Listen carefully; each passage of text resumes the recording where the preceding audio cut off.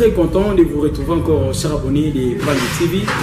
Bonjour, bonsoir, un beau testé dépendra de dire à laquelle vous allez recevoir cette très belle vidéo. Beaucoup de ma salutation à votre journaliste humble qui vous aime tant, Jourdain Ikio, autrement appelé Messie P.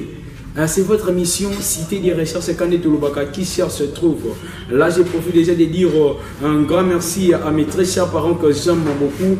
Papa Oblak, l'homme de Dieu, des puissants, et pourquoi pas à ma maman Abbé, ma maman chérie, maman de Messie P. Hein, Babi, ce moni Messie P, on va vivre bien, à la santé qui te donc c'est grâce à sa maman, maman Abbé. Maman, j'ai profité déjà de dire joyeux anniversaire parce que je sais que bientôt là, et vous allez déjà à Corinne.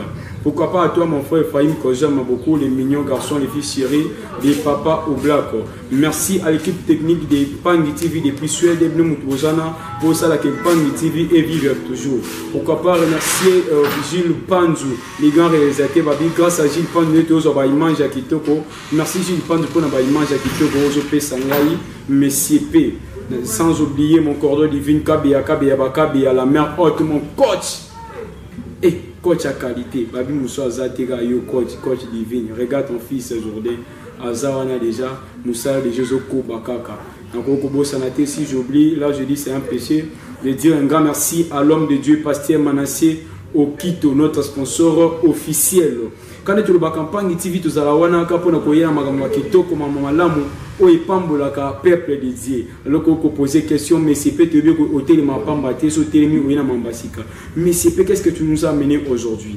Lelo, vous allez constater qu'il y a un plateau nanga nazanga moko. Mais c'est peu aujourd'hui s'est transformé. Yemoko invité, Yemoko Moutalo Balelo. Parce que Bible le dit, Dieu parle à qui il veut, Dieu utilise qui il veut. Yango lelo mesepe alobike ngape na otika la simate nzamba tima lobakati na ye apambola peuple de Dieu. Nabi ki baboni na biso temps pangi TV boko se tourner et mesepe lelo s'est transformé mais c'est pas aussi mi Bible. Oui bien aimé, nzamba ayibi ndenge na utiliser bato. Non c'est ngana juste aux à la concentré, aux à la attentif na parole na message ya lelo nzamba ozangate ko pambola yo. Aujourd'hui, notre thème que nous allons partager aujourd'hui, notre sujet du jour, nous allons parler sur la foi. Pourquoi la foi seulement? C'est parce que si quelqu'un n'a pas la foi, c'est là, il n'est pas agréable à Dieu. Si quelqu'un veut voir le miracle de Dieu, il a besoin juste de croire. Parce que Dieu utilise des personnes qui ont la foi. Nous pouvons lire même dans la Bible, j'ai vu là où Jésus faisait des miracles à des personnes qui venaient chez lui. Lorsque quelqu'un s'approche de Jésus, Jésus lui posait toujours des questions. Est-ce que crois-tu que je suis capable de faire ce que tu veux venir changer chez moi? Lorsque la personne répond seulement oui, je le crois. Jésus ne priait pas, Jésus ne faisait pas beaucoup de prières. Il ne parlait pas beaucoup, il disait seulement ta foi t'a sauvé. J'ai vu cette femme de perte de sang, il a souffert pendant 12 ans. Mais lorsqu'elle a entendu parler de Jésus, la Bible nous dit clairement cette femme a eu confiance à l'Éternel. Elle a dit si je puisse seulement toucher ses vêtements et je serai guéri. Et la Bible déclare clairement lorsque la femme est venue de Jésus, elle a touché seulement les vêtements. La Bible dit en même instant le père des sang s'est arrêté. Lorsque la femme a cru seulement au Seigneur Jésus-Christ, lorsqu'elle a vu, elle est arrivée, elle a directement reçu le miracle. Donc bien aimé dans le Seigneur, partout là où vous nous suivez à ce moment, en Suède, en Amérique, en France, en Suisse, partout là où vous êtes, je vous dis, croyez toujours au Seigneur Jésus-Christ. Parce qu'elle a dit clairement, celui qui s'approche de Dieu, il faut qu'il croit d'abord, première des choses, que Dieu existe. Bien aimé, ayez la foi en Jésus-Christ.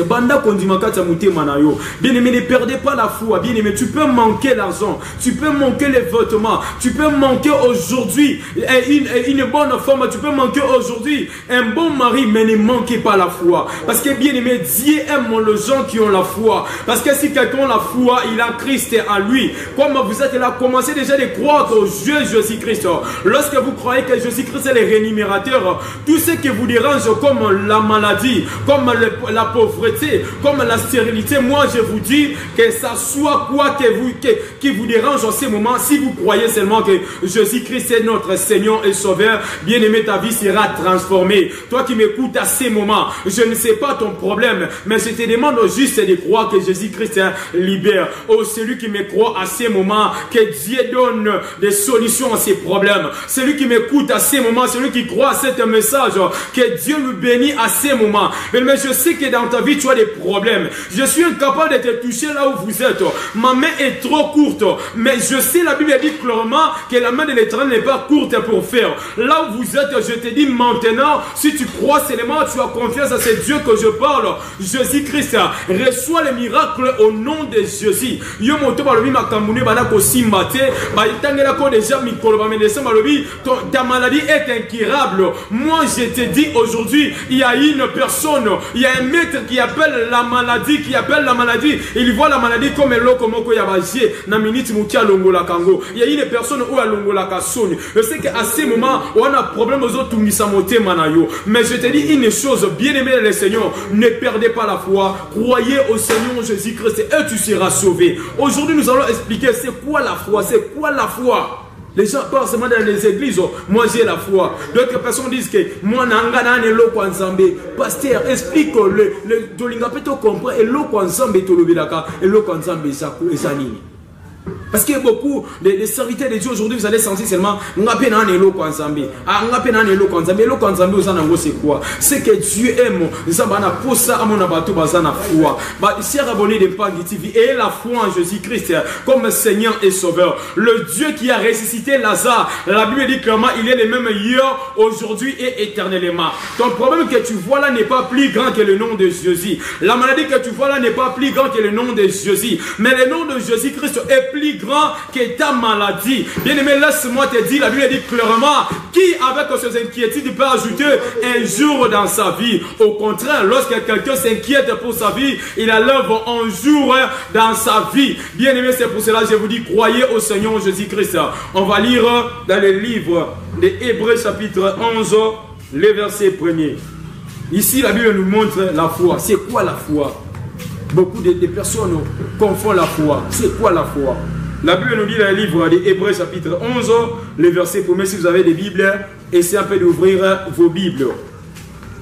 La Bible dit clairement, or la foi est une ferme assurance des choses qu'on espère, une démonstration de celles qu'on ne voit pas. Bolobi kondima ezali assurance ya monene ya makambo oyo tozondima ete ekoko kisama. Mais makambango nanu omonyango te, mais ozondima ekoko kisama. Bien aimé, pour que miracle sama na vie à mutu, la première des choses, l'homme doit commencer premièrement de croire. Parce qu'il a bien déclaré que c'est lui qui s'approche de Dieu. La première des choses, il faut qu'il croit que Dieu existe. Bien aimé, ayez la foi en toi. Dieu aime des personnes qui ont la foi. J'aime cette personne, capitaine romain. Jésus s'est étonné lorsqu'il est arrivé. Le capitaine romain dit que Seigneur, je sais que je ne suis pas digne d'entrer, je ne suis pas dit que tu entres sous mon toit, mais dis seulement un seul mot et mon serviteur sera guéri. Bien aimé, Jésus-Christ a dit à ses disciples, les gens qui marchaient avec lui, les gens qui le suivaient, parce qu'il y avait la foule qui suivait Jésus. Jésus a dit que je suis marché dans toutes les villes, mais je n'ai jamais vu un homme de la foi comme cet homme. Bien aimé, ayez la foi. C'est ça qui va montrer la capacité de ton Dieu. Lorsqu'un chrétien, lorsqu'un enfant de Dieu ne croit pas dans sa vie, il ne verra jamais les miracles.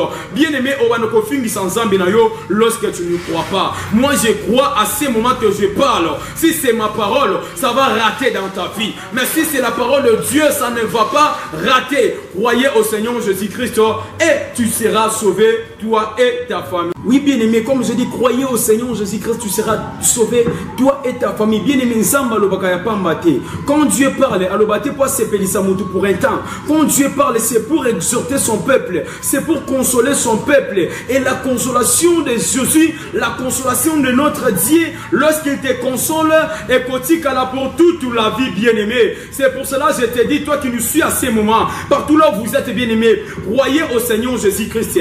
La foi, c'est une ferme assurance.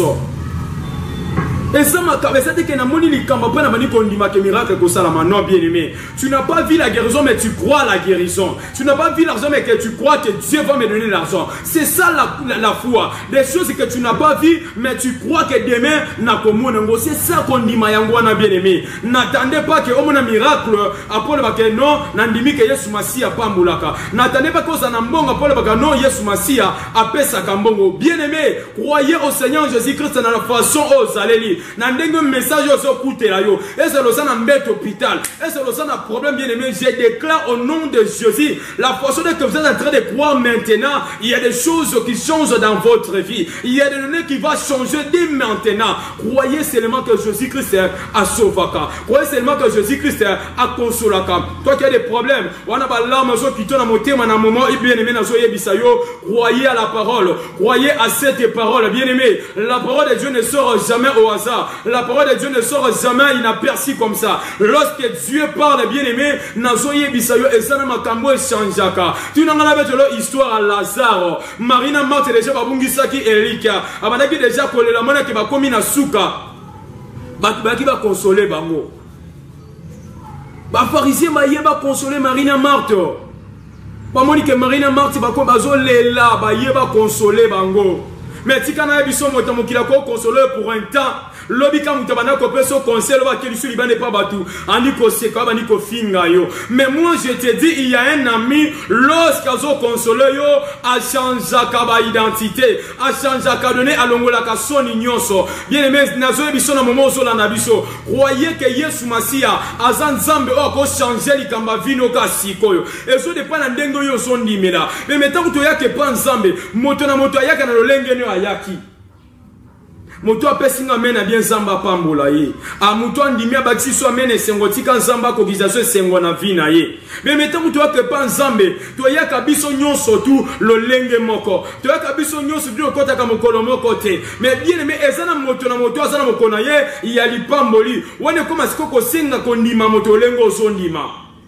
Tokoko ya biso nyotu to eko samba l'église mais lipambole eza ndenge mokote moto na mutana tena comprend pourquoi elles ont déterminé na foi na ye lolenge azondi mais la bien-aimé nazo yebisa yo na moment obanda kondima ke Yesu Masia aza capable ya ko changer likambo moko na vie na yo dès maintenant aza capable soki a changer ki identité ya Lazare obato benga ba mokufi azonga ki na bomoi na journal lelo nazo yebisa yo ozo na niso na moment oyo bana nzamba ozo na so na moment oyo nazoye bisayo nzamba naza capable ya ko changer identité na yo bien-aimé balikamba Lazare zalaki akufaki yo kokolo bakana ngana kufite na sana bomoi mais mosano zo marché malamu te mais kela sabano zo marché malamu te ndaku no sana kimia te bomoi no sana kimia te ozo luka solution ozo luka consolation tikana biso conseil ya batu e ko sala te que vino changer conseil ya batu e ko sala te que yolobi ozwa kimia mais yana conseiller moko yana moto moko nalinga kotanga kombo na ye alinga koloba kombo na parce que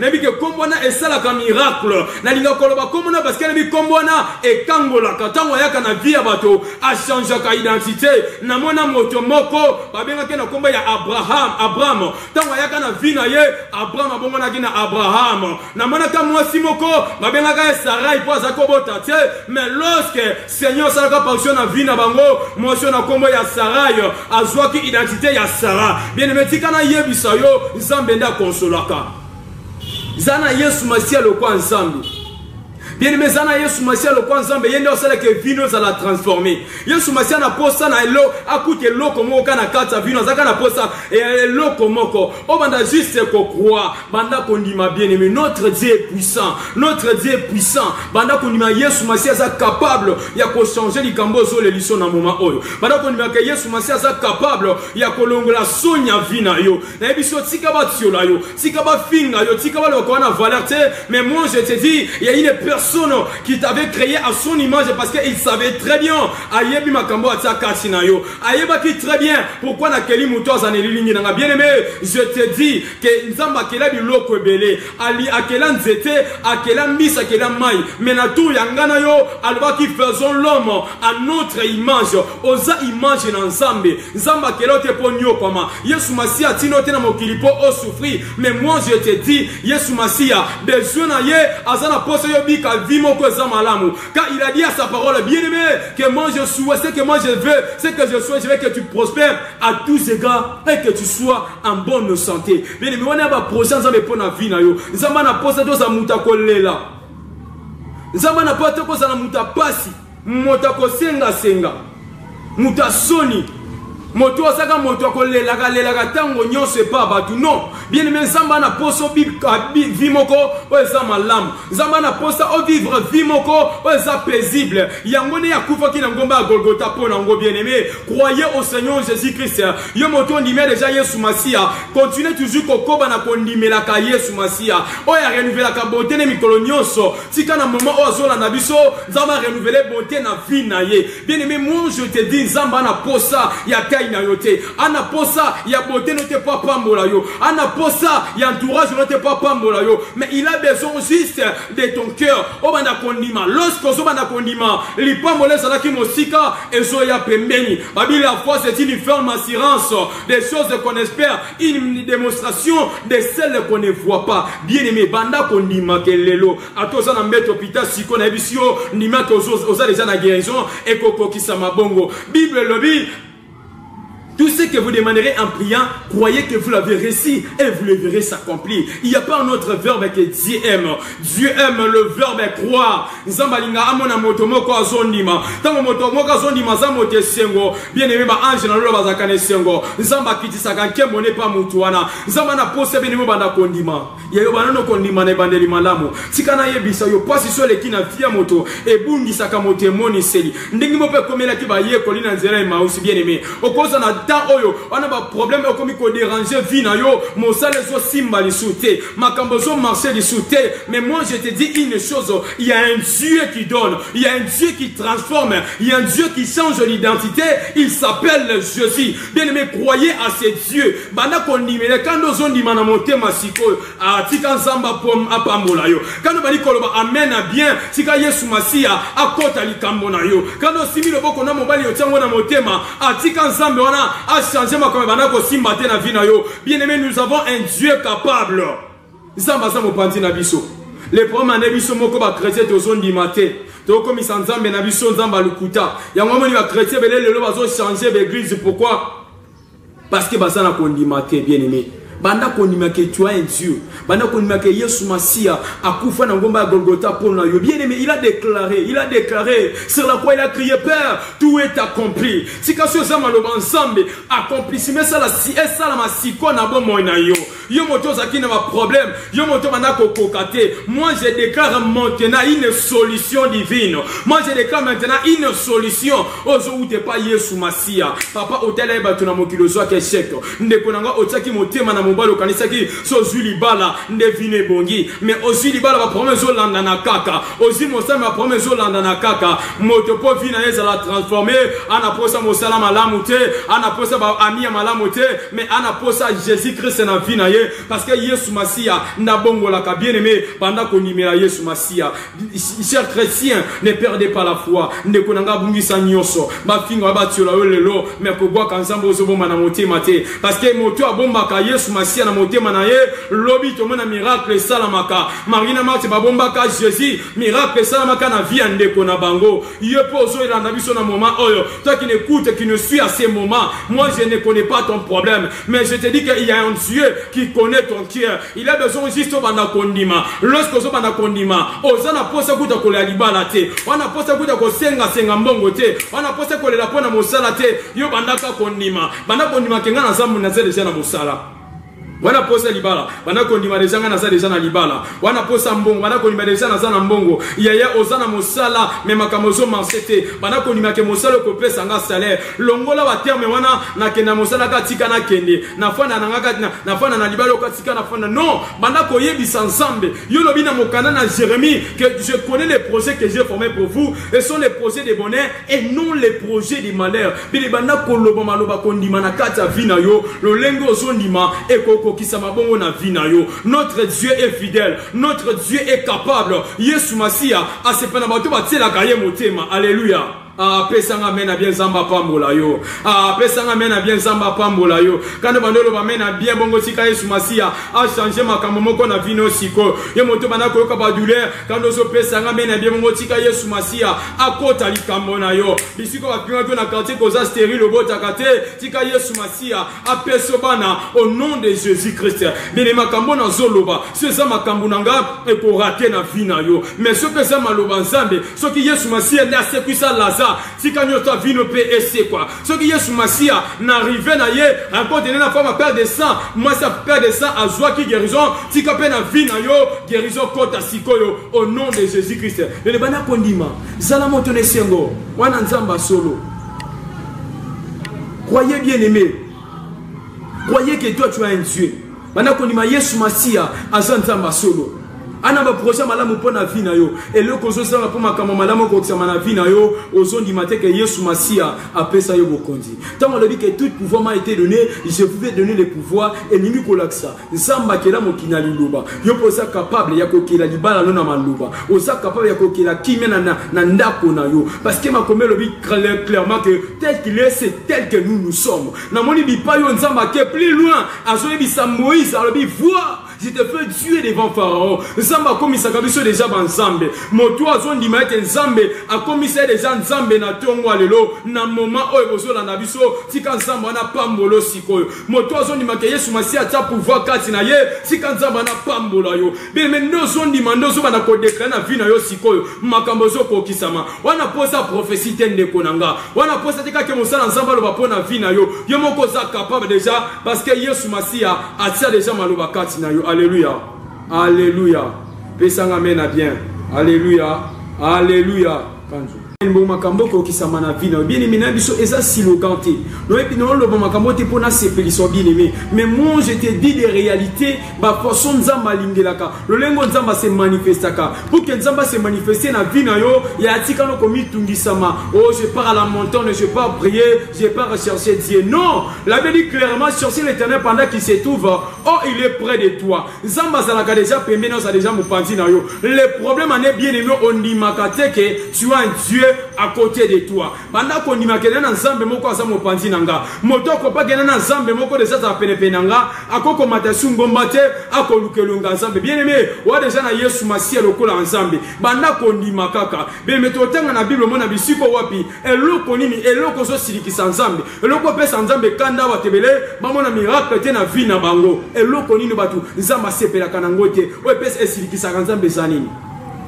Kotofongola la Bible na biso Tosi mukana na Jérémie chapitre 17, Tobandi na verset 5. La Bible nous dit, ainsi parle l'Éternel, maudit soit l'homme qui se confie dans l'homme, qui prend la chair pour son appui et qui détourne son cœur de l'Éternel.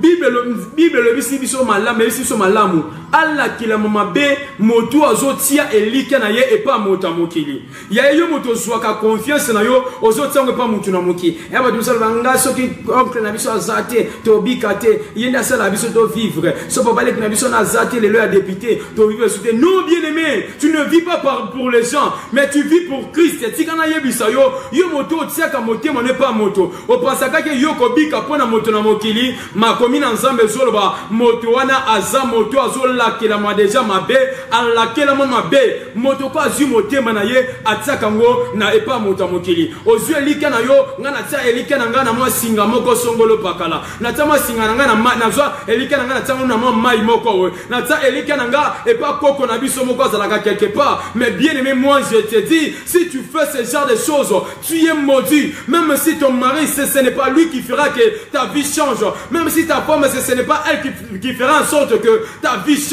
Bien pour que la vie d'un homme soit changée, pour qu'un homme soit béni, il faut qu'il croie à un Dieu qu'on appelle Jésus-Christ. C'est lui le véritable Dieu. Nasoye biso banda ko limela Yesu Masia, lokola nkolpe mobikisi, zo motema na yo, pesa ngo pa Yesu Kristo. Toko kita muke na verset nango. Tuzaka na Jérémie na chapitre 17 na verset 5 wana. Tokiti muke, Bible na verset 6. Il est comme un misérable dans le désert et il ne voit point arriver le bonheur. Donc moto azotia elika na ye et pas mota mokili. Azotia motema na ye na kisi moko songolo pakala. Aseke lika na ye pas koko na bango et pas maman leki na bango. Bien aimé, laisse-moi te dire, la Bible déclare clairement, la personne il est comme une personne qui est dans le désert. Oya komona kabola mute na vie na ye. Si kana biso désert eza esika ya pasi, eza esika mai ezalakate, eza bisika ya souffrance. Et quand je parle de mai na zomona directement, Jésus-Christ oya mai ya bon moi. Lorsque moto aza na désert, azmona ka mai te. Eza lenga mokona moto azotia elika ne pas moto mokili, akotika komona Yesu Masia te, oya mai, oya memaka bonheur, okotika la komona ete bien aimé. Yango na zoye bisa yo moto tsaka elika et pas bato longola motema na yo, confiance na yo wana o tsaka pas bata mokili. Quand nous parlons de la foi, c'est la confiance. Mettre la confiance à quelqu'un, moto mosusute ezaka Yesu Masia. Parce que mi moko te aye pas Yesu Masia et bonga zonga lolenga yaki. Alléluia. Alléluia. Mabi moko taye pa Yesu Masia azonga le lenga yaki aya yanga na zondima ana banako mata banako kosala ba prière elle avait confiance en son Dieu ana ko nimeke nzambonga na koko sambela akopesa nga mwana asinga ki na nzamba bi nzambe pesa nga mwana moka mobali et oya singa ki yango pe nzamba pesa ki. Bible dit clairement que aucun père peut donner à son fils la pierre si son fils lui demande le pain. Nzamba biso ki bino ba papa ya kanda ya mokili koko sala ngote e bongo nzambo na toni sama na bolingo aya nyoto ko senga nzambe na moma oyo sika nzamba pesa ngoyo ndengo zo ndimaka ke ozo sengele mo pa nzambe na moma oyo sika nzamba pesa yango nembe soko ke je ne connais pas ton problème. Il y a quelqu'un qui souffre de la cancer maintenant, il y a quelqu'un qui a une maladie, oh mais c'est pas lui que est déjà incurable, tes jours sont comptés, liberté de Dieu ici espoir. Mais moi je te dis, il y a une personne lorsqu'il fait son apparition dans la vie de quelqu'un, il y a des choses qui changent dès maintenant, que la main de l'Éternel te touche maintenant. Toi qui as des douleurs, tu as des souffrances maintenant, je te dis qu'il y a une personne, oh Lobaki, il a pris nos douleurs, il a pris nos infirmités, c'est pour cela sur la croix, il a crié Père, tout est accompli. Nazon dit ma peine à moment bien aimé, la façon dont je parle maintenant, tout va s'accomplir dans ta vie, mais une seule chose, commencez seulement de croire. Nzambwana akozanga te kopambola yo, yondi makakata motema na yo. Mon frère Benz bana kondima, Benz 16 bana kondima, makambo so mwana vie na yo et si la bongote. Nebi koza honorable, ba pension nzamba okokisango, mais yo banaka kondima, bana komi mona koza mutu mwelene. Na webi sa mwasi moko, bana komona déjà oza mwasi a valeur. Na webi sa ndeko moko, l'homme de Dieu moko aso mona ke azan ba problème, azan motema déjà eza abattu, esprit est déjà abattu, mais moi je te dis maintenant, même si le monde te condamne, il y a un Dieu ou akufa pona yo, azota la mabe na yo te. Mokili soki motasale rere lelo babo sana kabola munyo surtout mais nzamba na bo sana kabola moté bien me komi tungi samate tika watu babo akisa yo mena yebisio yana nzambe moko yana moto moko o akufa pona yo o ya lingaka yo asepela kana yo likambo zo mona na yo ndimaka Yesu Masia asa capable ko changer ngo o mona makambo changer na vie na yo nzambe ya lola apambola bino abonné nyo surtout ya Pangi TV na ndimisami boko mona mbatebele ba ko témoigner monene nzambe miracle ça mona vie na bino mais bino mbandaka ko tango zondi molengo ndimi mbangu bango boy tika lipamboli na pe e ya mbangu bango place ma pa promesse la ki tika nzamba pe sa solution mbangu bango. Et merci te komena suka ya prédication na biso ya mokolo ya lelo. Chers abonnés de Pangi TV, abonnez-vous massivement, continuez de liker nos vidéos et vous ne serez jamais déçus. Na cause la ingrante sur na Pangi TV lelo journaliste Jordan Ikyo côté Moussou Moussa Lanzambe et ça grâce il y a ba homme de Dieu bazo pesa nga conseil. Là je vois mon pasteur Joël Massini, merci pour vos conseils, je peux pas oublier, je dis un grand merci à mes très chers parents que j'aime beaucoup, papa Oblak l'homme de Dieu depuis Suède, ainsi que maman Abbé. Merci maman pour vos soutiens, joyeux anniversaire encore depuis ce moment. J'ai dit déjà naboye comme elanga déjà singana kimo, j'ai profité de dire joyeux anniversaire. Merci une équipe technique nous surtout il y a Pangi TV au bazo salake. Pangi TV a toujours envie na Congo Kinshasa, na moni Gilles Pandu les grands réalisateurs, na moni les sous na Suède équipe Mobimba et ça on a toujours pour na kosa que Pangi TV est vivre. Likez, commentez nos vidéos et vous ne serez jamais déçus. Bien aimé somo le beau kwanza moni ka sanzambe ko bomba ngote témoigner pour monguna ayo kisama soni.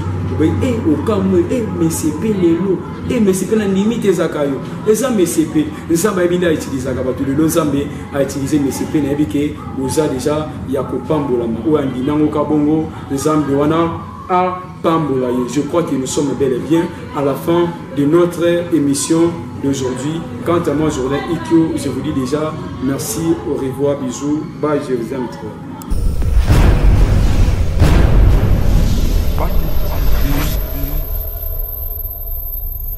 La voix libre.